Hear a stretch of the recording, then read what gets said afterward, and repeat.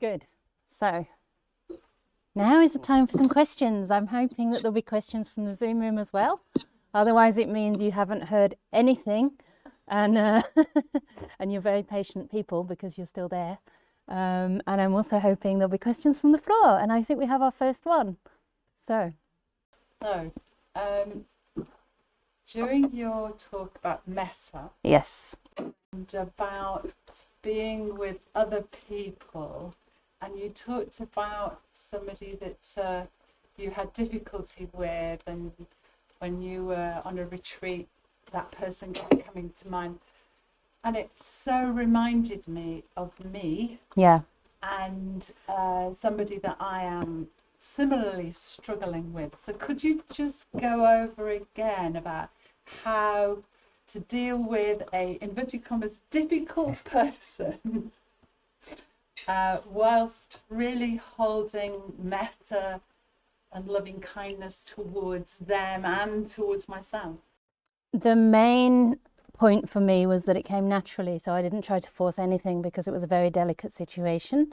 And had I gone to the person before I'd fully nourished myself, I think it would have been detrimental for me. So I really waited until I was in a good situation where I was practicing a lot of metta for myself, and the person simply popped up. I didn't invite them to come in. I didn't even, intentionally think about the person. It was just intuitive. So I feel that it happened because I'd done the healing in myself to the extent that I would be able to, my mind would be wide enough and soft enough to be able to kind of shock absorb any impact. So to me, it showed me that metta is very intuitive and has its own innate wisdom, and that we can't rush the process. Like, we can have the intention to forgive or the intention to have metta, but even just leaving that aside and carrying on with our own practice and our own kindness towards ourselves will in time bring those conditions about. So it may never have happened, but it just did happen that time without me actually doing anything about it. And I think that's why it was actually effective. It wasn't like I was trying to create a feeling I should have towards that person. I was actually nurturing the hurt. Nurturing the hurt. And when you say that person popped up, you mean came into your mind rather than... Yeah, that's right. Yeah, no. Luckily that person was far away.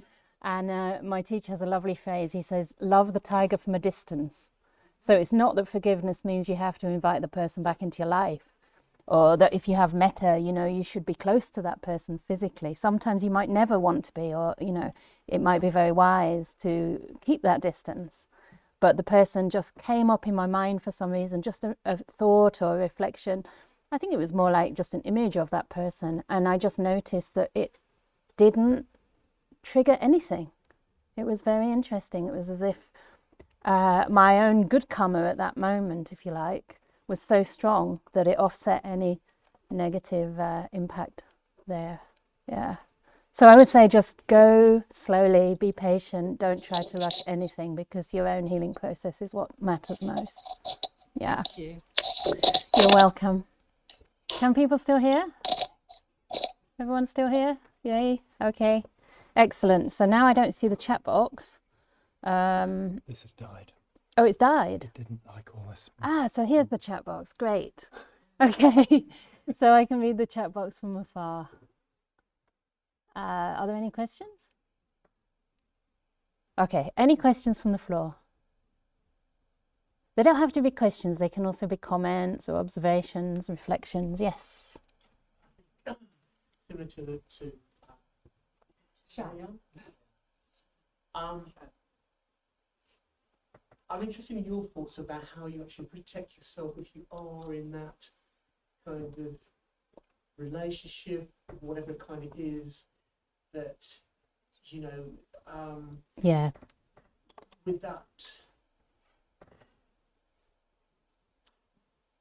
how do you protect yourself against being the emotional punch bag that someone say like a narcissist Yep.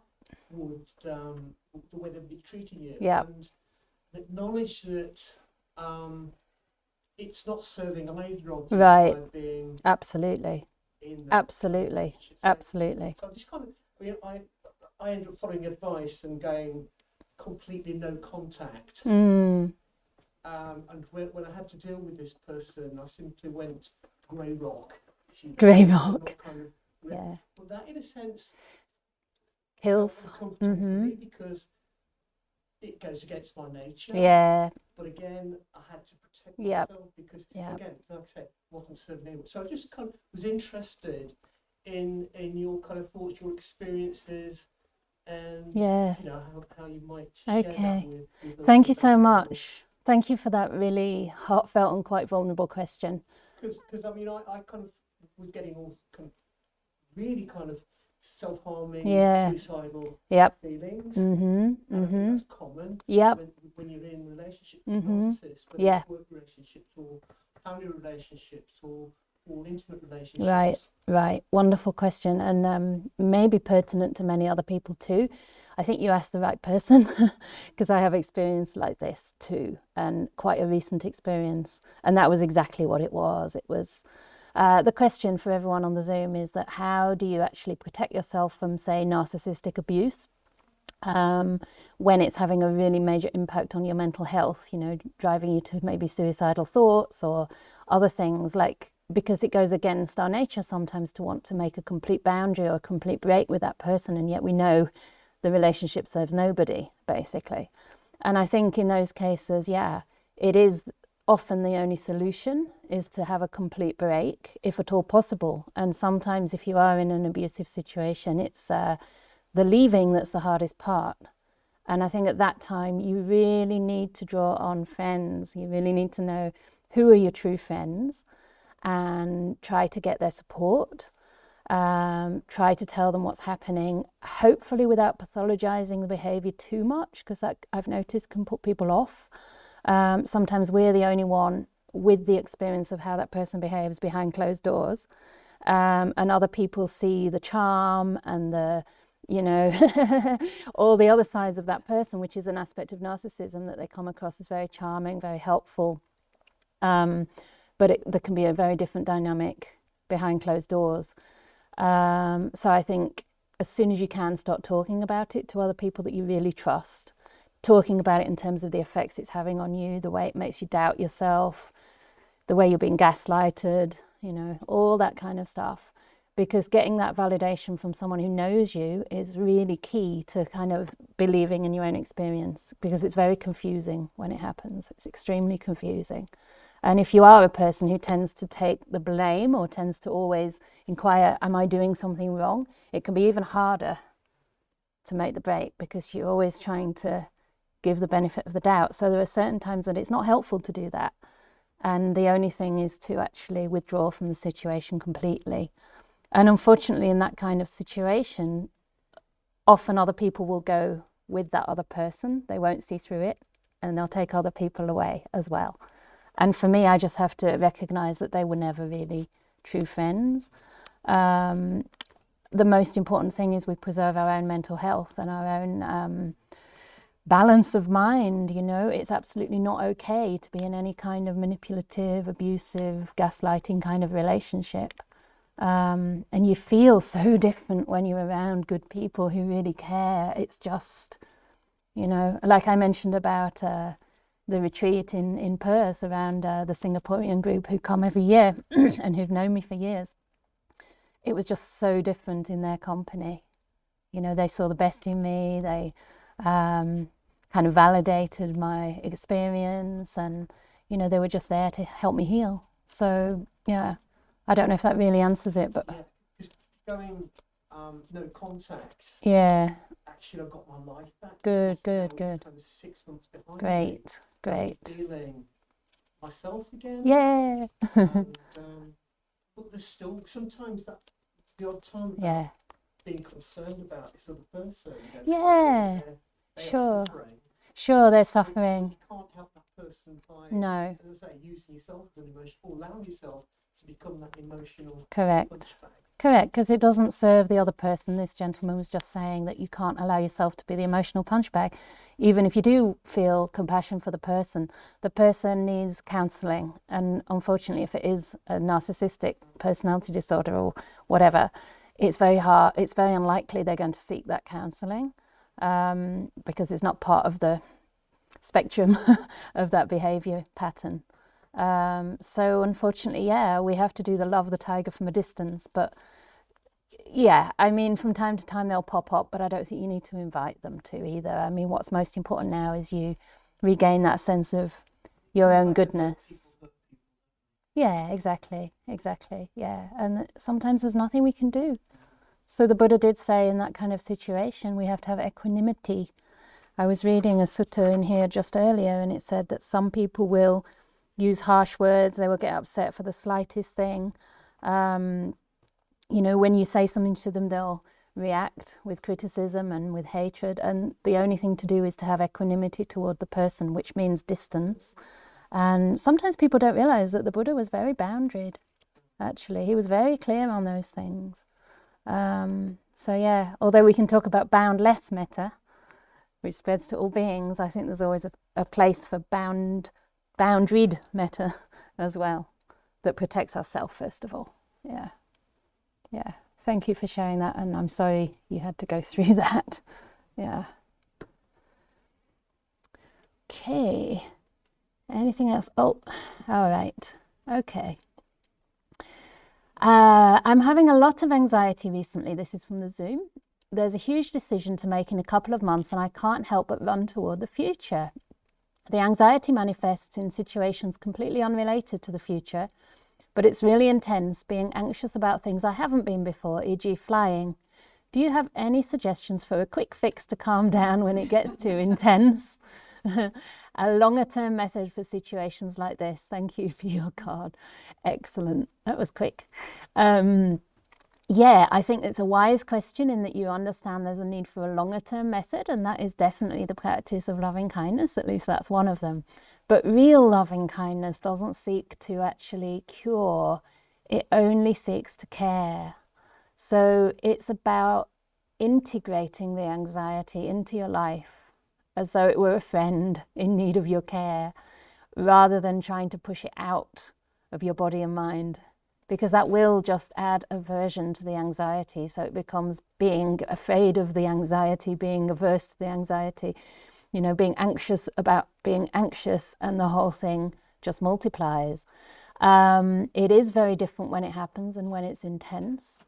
But one of the ways that I've worked with intense anxiety is to do the letting be meditation. So you don't actually do it, right? You just let be.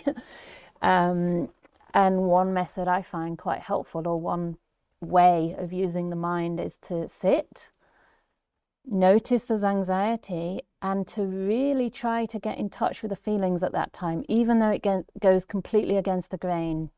Because the nature of that anxiety is it almost like repels you away. You can't get close to it. It's just too difficult. And sometimes when I was sitting during my rains retreat, I had this feeling like the whole body's sort of swirling around and not even feeling embodied at all.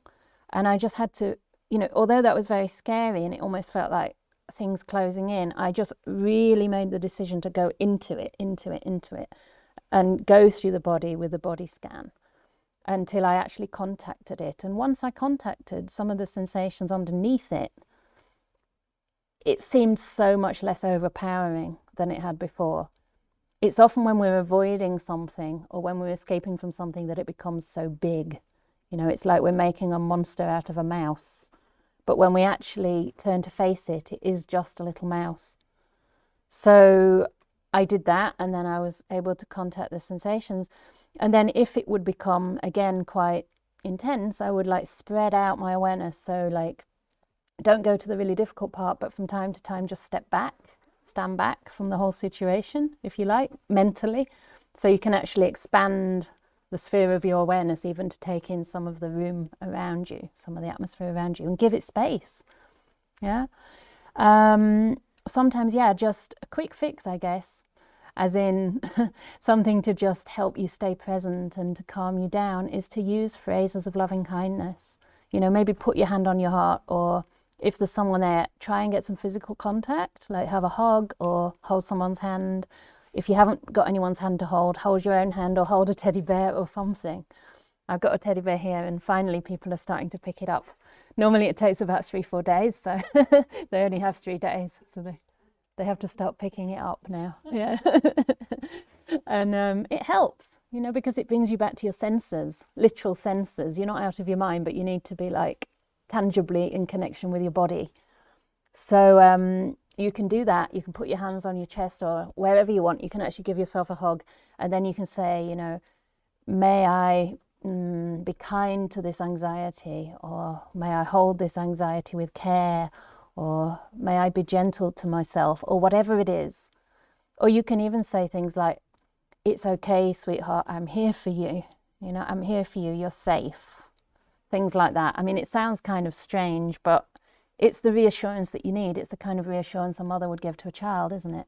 So we can learn to speak to ourselves like that, and that can really help. So I hope that's okay. I mean, it may be that, you know, when we're kind of deepening our practice on the path, we uncover deeper layers of these things, of the anxieties. Because when Mara is not really challenged that much, Mara is like the personification of our afflictive emotions, let's say. When it's not really challenged, then he doesn't rear his head. But when he's challenged, say if you have an aspiration to go deeper in your practice, or especially if you want to ordain, then it's like saying, okay, Mara, let's see what you've got, and you'll get challenged internally. Because, you know, we're doing a big job here. We're trying to overcome things like greed, hate and delusion, which are ingrained in our minds. So it's actually not necessarily a bad sign at all. It can be a sign of growth in the path. Someone says, bowing to the person who bravely asked the question about narcissistic abuse, thank you. So it's really helpful to others as well. Is there anything else there? Yeah, thank you again for talking about this topic. If a person is unable to put distance between them and the narcissistic person, what advice should we heed? I think you have to surround yourself by a lot of friends and try to spend time with other people as well.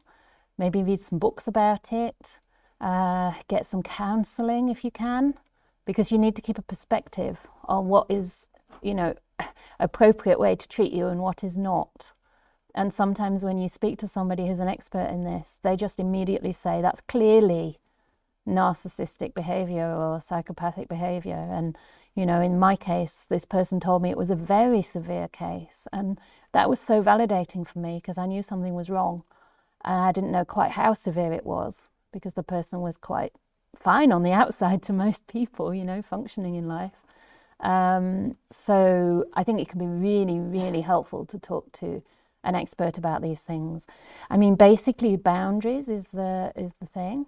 And maybe just, I mean, I'm not the best at this. It's something I also have to learn, but it's being very clear about who you are, what you feel, and, you know, not letting them kind of twist that around. So maybe just saying the same thing again and again.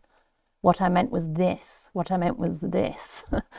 And try not to be, get into an argument, I guess. It's like asserting yourself without giving them more fuel. It's very difficult. It's very difficult, yeah. Spiritual friends coming to these retreats. Yeah, and maybe in time there will be a chance to get more distance there. I hope so. Okay, in walking meditation, I sometimes notice that my legs seem to move on their own. For example, when standing, I think I might start to walk soon, and my legs move before I have an actual determination to walk. What is an appropriate way to meet this situation? Thank you. Curiosity and investigation, I think. Just look at that and see what's going on.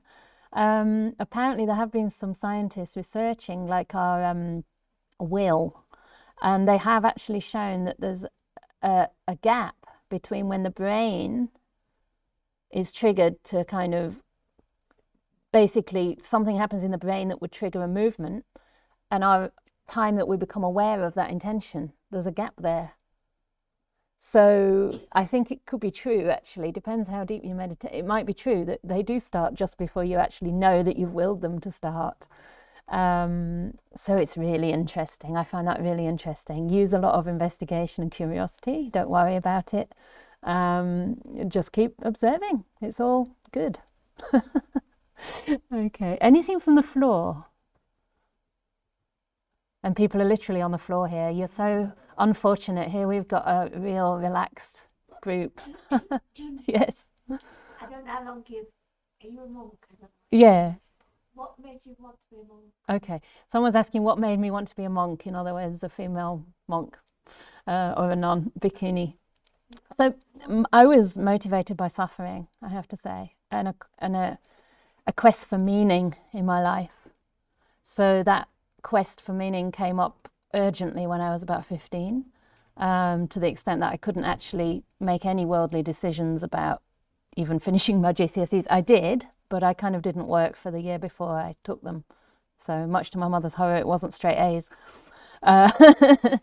But that was fine by me. I mean, it was just a kind of crisis, really. And some people put it down to sort of hormones in your teens. But someone else recently said to me, it's such a shame that these things are put down to that, because sometimes that's a real, genuine question about why we're here and what our life is for. So fortunately for me, I had a very good best friend who's still my best friend.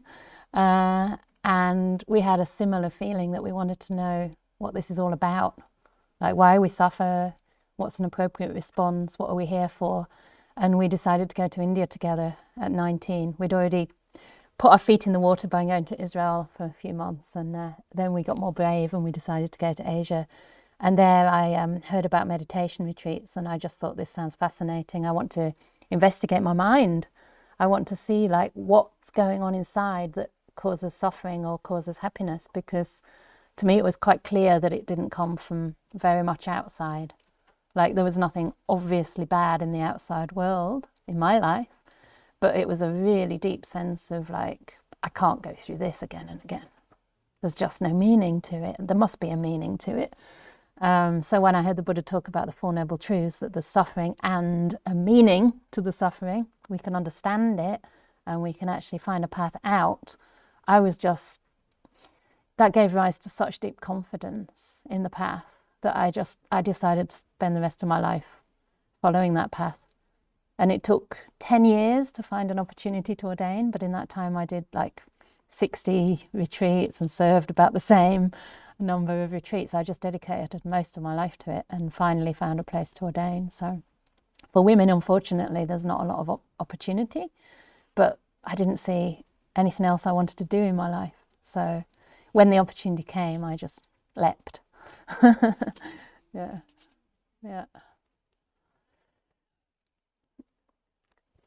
There's a bear coming to say hello to everyone.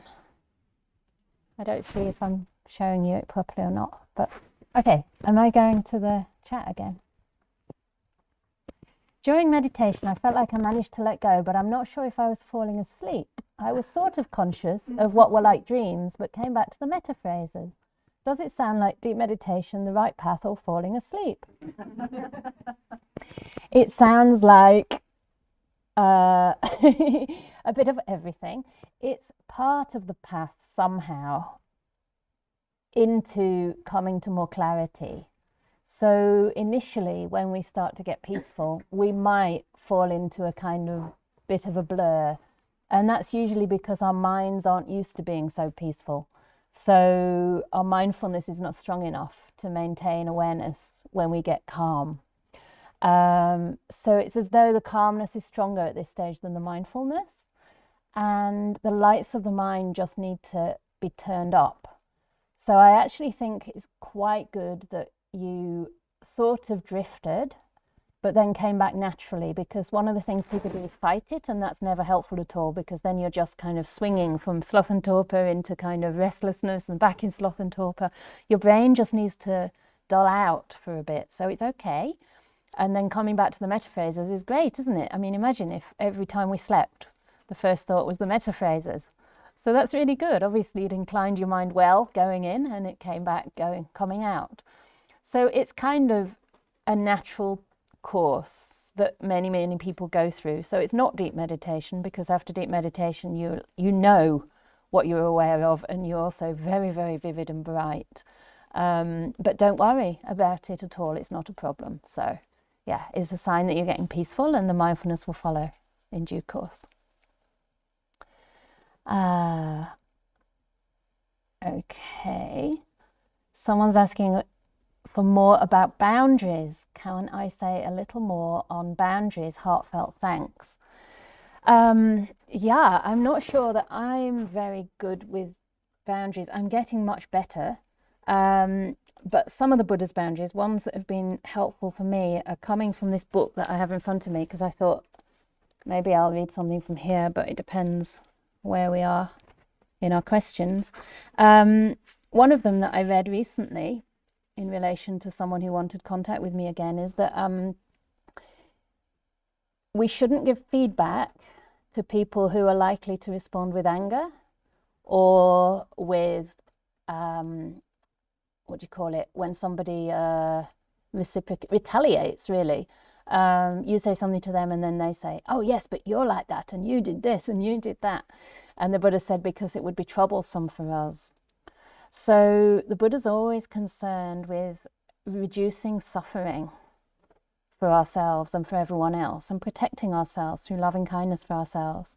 So he's not saying always walk into situations, you know, which might be harmful. In fact, he's saying if you know it's going to be harmful, don't. And I think too often most people go a little bit too far and they only realize afterwards that it was harmful. And so then they have to kind of retract their steps. So of course it's very good to try and help others, but it's really important to know who you can help, because we can't help everybody and somebody has to be amenable to our help and to our kindness. You know, it doesn't make sense to kind of, you know, try to serve somebody or to point out the way to somebody if they really just don't want to know, or if they're using that as an opportunity to kind of, if they're just getting more and more upset. I mean, I think he says this not only for our sake, but for their sake as well, right? Because it's not really helpful for somebody if they do respond with ill will. Maybe they're very sensitive and they can't deal with any criticism or advice. So that's one little bit about boundaries. Sometimes it's almost, sometimes when you're actually in a situation where somebody approaches you in a negative way, the Buddha also says that, and this is right in front of me now, he says that people will address us with a speech that is either kind or filled with hate. They may address us with speech that's timely or untimely, true or untrue, gentle or harsh. But when that happens, we should train ourselves. Our minds will remain unaffected. We shall utter no evil words. We shall abide compassionate for their welfare with a mind of loving kindness, without inner hate. So here the Buddha's saying, you know, that is also a way of having boundaries. We protect our minds because sometimes we can't avoid those things, right? We really can't control other people, but we can determine to remain loving and compassionate and peaceful. And sometimes that means, you know, walking away, right? First we try to have that metta and then the compassion. And then there is a sutta which says metta, then compassion, then we try with, I'm not sure if the next one is ignoring that person. The next one is equanimity. Ignoring means kind of walking away, right? The next one is equanimity, and the next one is understanding that everybody's the heir to their own karma, right? So we try with the metta, we try with the compassion, but then sometimes it's just not possible, and we have to take our space. Yeah, I hope that helps a little bit. I definitely recommend this book. It's really wonderful. It's about social and communal harmony. So there's a lot in here. It's by Bhikkhu Bodhi. And there's a lot in here about relationships. Cool. Social and Communal Harmony by Bhikkhu Bodhi. And it's straight from the suttas, but he's got a little introduction to each paragraph. So it's about things like patience under provocation, dealing with resentment, establishing equitable societies, proper speech, wise friendship, that kind of thing. Yeah. Okay. Anything else from here? Yeah. Can I just say about it? So I don't. That sounds like a criticism when I say it, but it's a new trend. I worked in mental health. It's a bit new to say narcissistic personality. Right.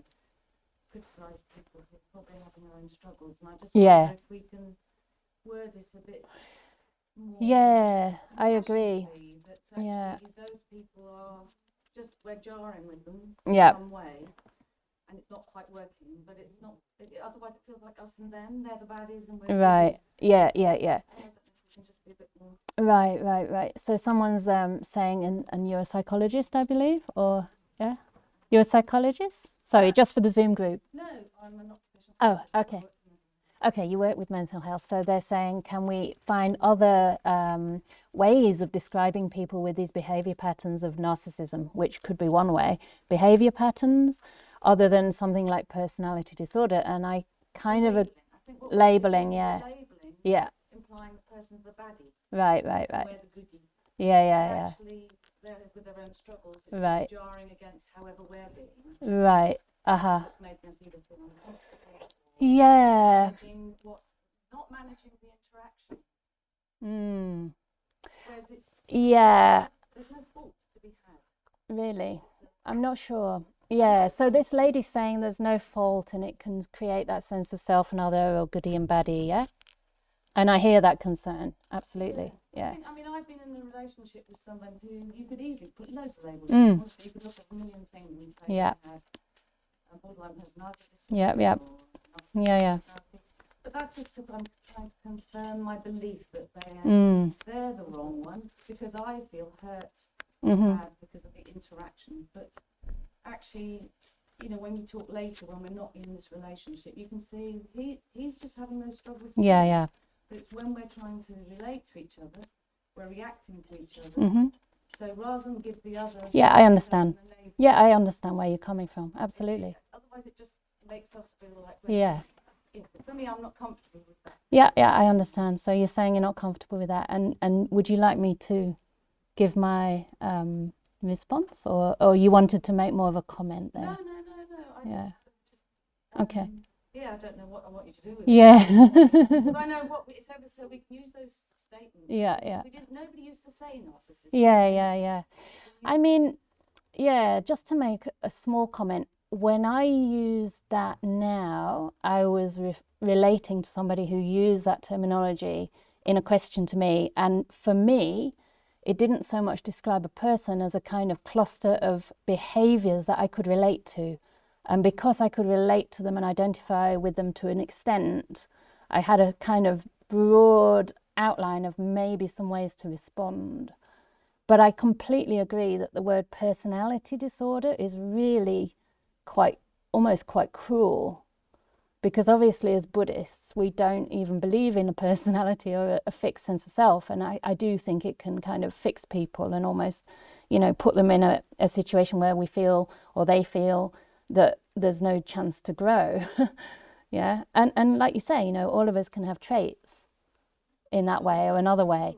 But there are also things that, I do kind of trust in modern psychology that there are things that can be classified as, more dysfunctional than just traits. There are things that are more difficult to handle. And I'm not sure it only manifests in our own relationship with a person. If it does, then yes. But sometimes it might manifest with many people in many situations. And these kind of people, like, some of the political leaders in the world, whether you say they've got this or that personality disorder, there really is an issue with the way they behave. And it's something that if we can identify, there could hopefully be some treatment. But I really do agree that it's very sensitive and subtle in terms of potentially causing more harm. But I also think, there are a lot of people who are struggling in abusive situations, and at that moment, I think we need to focus more on their well-being at that moment than making allowances for people that can continue to harm us. So I don't know. I think if it's used in a way to identify a real problem and then actually remove ourselves from a harmful situation, it can be good. But then getting fixed on it, I think I would just say, yeah. Try not to use those terminologies. Yeah. Yeah. Thank you. Yes, another question on something. So following on a bit from what you were saying, when you said what motivated you to suffering, Yeah. and he said, well, there didn't seem to be anything wrong around. And I do think that is why we suffer, because Yeah. we live in a world that's very cruel. Yeah, You know, yeah. it can be very cruel. We're encouraged to compete with each other. Absolutely. rather Yeah. than, assume love and kindness for each other. We don't live Yeah. in that world, Yeah. unfortunately. So I, in a way, I want recognition of what Yeah. it's not just individuals.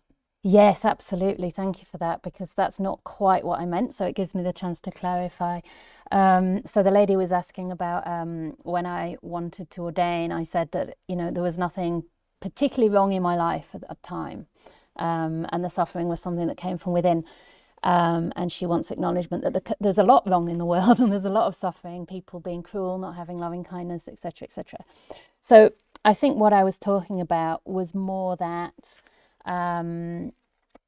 I realised, because I had quite a nice family, friends, good at school, that the basics, like compared to people, say, living in poverty or living in a war zone, I didn't have anything overtly terrible to contend with compared to most people. And yet still I realized I wasn't happy. And one of the reasons for that was actually understanding what was going on in the rest of the world.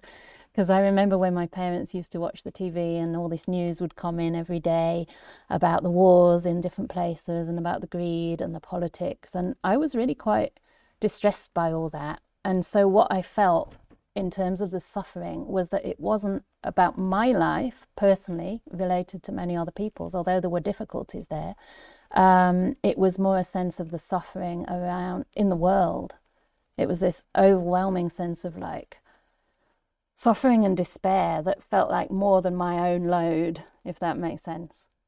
So that was really what motivated me, and also realizing it couldn't be fixed just by making my own life comfortable and at ease.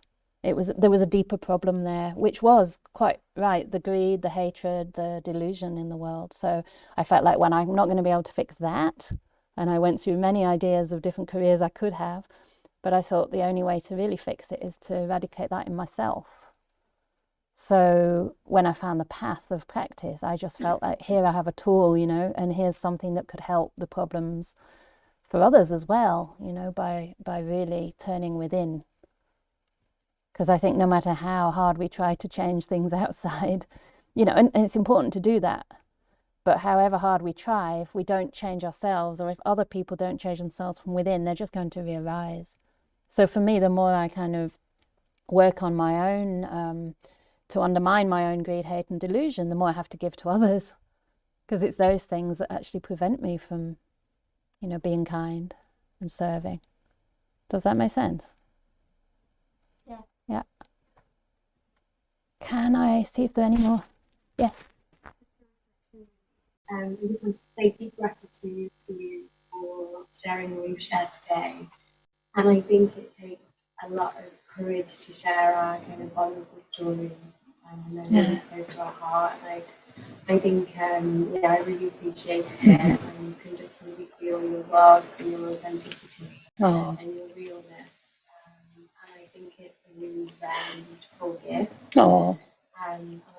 go on lots of retreats and work I do in kind of well-being and mental health, and I think there's something really special when the teachers will kind of really open their own heart and share their own vulnerabilities and stories. Thank you for sharing your stories. Oh, thank you so much for saying that. That's really nice. And I'm glad if it helps others to feel, like they're not alone with those things. So, thank you. The person was just expressing gratitude because they said that not all teachers would share, and that being vulnerable and open is, appreciated here. So, good. Right, well, we are actually at 4:15 and we only have another half an hour. And I also see that there are a lot more questions in the box, at least one here.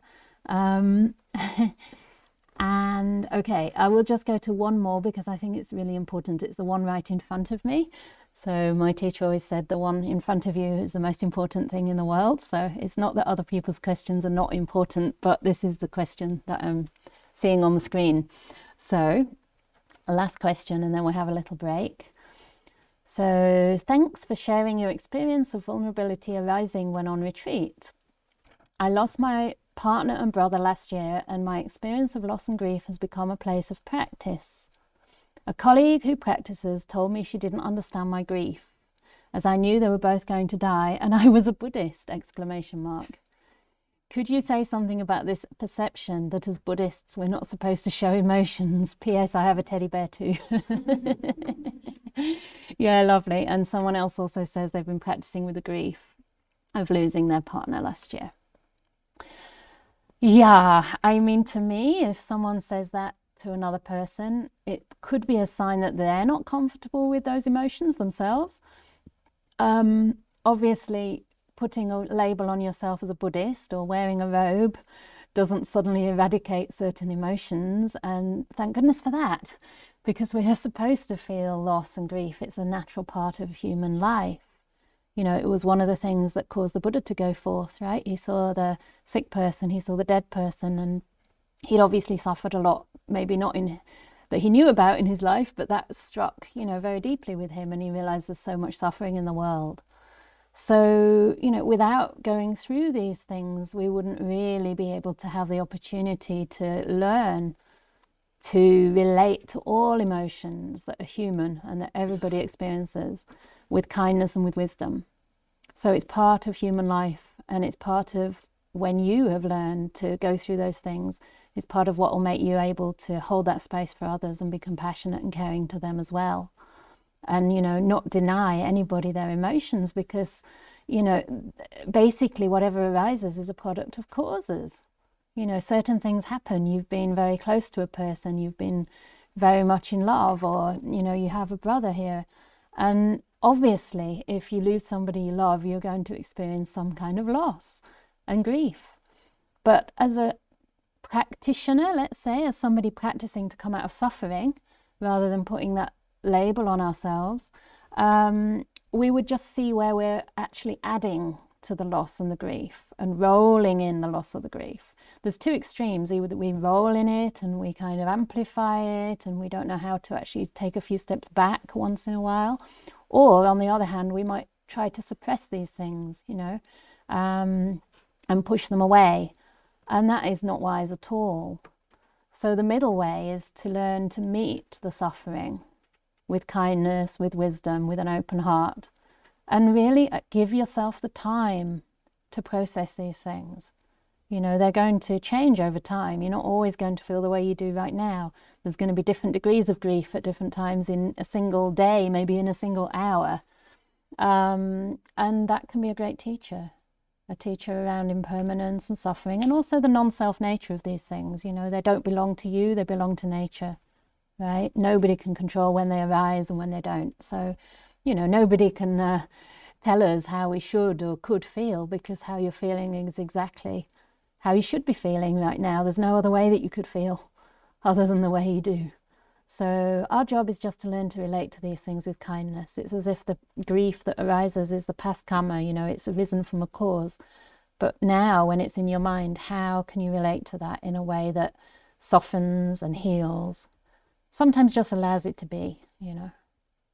So just practice with these perceptions again, perceptions of kindness, of warmth, of welcoming, embracing, accepting, sometimes just letting be. So that's really our job. And yeah, maybe don't engage with other people too much if they don't understand you, because that's not very helpful. So yeah, that's probably more reflection on their own relationship with grief. Okay, so I think that's probably the Q&A session for today. There's so many, huh? Okay, wow. Yeah, I don't know. Do you think we should have one more? How do people feel? One more question? There's so many questions from here. Sorry? I'd rather meditate. You'd rather meditate. Okay, who would rather one more question in this room? Okay, most would like to meditate. So I'm sorry for those who didn't get the questions in. Tomorrow, if you can keep your questions really concise as much as possible, and if the question you put in today is still pertinent, then just pop it in again, okay? But you might find that tomorrow you have a different question anyway. So, and some questions we have to just answer them ourselves. So I hope that was at least in some ways helpful. And yes, now we're going to have some closing meditation for the day.